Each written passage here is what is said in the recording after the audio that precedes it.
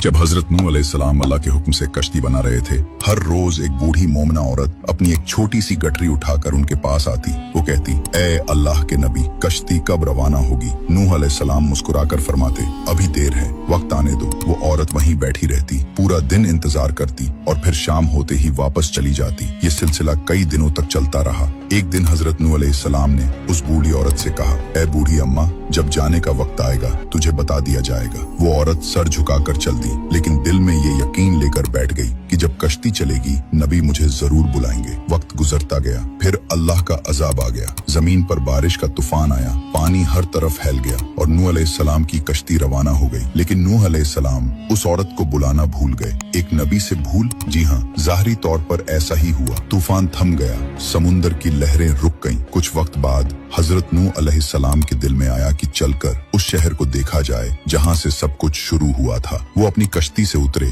और शहर की तरफ चले। जब शहर पहुँचे तो देखा हर तरफ वीरानी थी, तबाही थी, मगर एक कोने में एक झोपड़ी से रोशनी आ रही थी। एक दिया जल रहा था। नूह अलैहिस्सलाम हैरान हुए, इतना बड़ा तूफान आया, सब कुछ डूब गया, लेकिन ये दिया कैसे जल रहा है? उन्होंने जोर से अल्लाहू अकबर की तकबीर लगाई। झोपड़ी का पर्दा उठा। वही बूढ़ी औरत गठरी उठाए बाहर आई और बड़ी मासूमियत से बोली, या नबी अल्लाह, क्या कश्ती अब तैयार है? चले। नूह अलैहिस्सलाम की आंखें हैरत से फैल गईं। उन्होंने कहा, ए बूढ़ी अम्मा, तुझे कुछ भी पता नहीं चला। बूढ़ी औरत ने सादा दिली से जवाब दिया, क्या नहीं पता चला या नबी अल्लाह? नूह अलैहिस्सलाम बोले, इतना बड़ा तूफान आया, दुनिया डूब गई, बारिशें बरसी, लोगों पर अजाब आ गया और तुझे कुछ खबर नहीं? वो औरत बड़ी सादगी से बोली, या नबी अल्लाह, एक दिन बादल कुछ गरजे थे और हल्की सी फुहार पड़ी थी बस। नूह अलैहिस्सलाम ने आसमान की तरफ देखा और कहा, ए मेरे रब, ये क्या माजरा है? तब अल्लाह ताला ने हजरत नूह अलैहिस्सलाम पर वही नाजिल फरमाई,